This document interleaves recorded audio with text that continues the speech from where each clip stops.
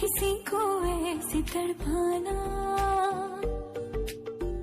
मोहब्बत में कोई आशिक क्यों बन जाता है दीवाना।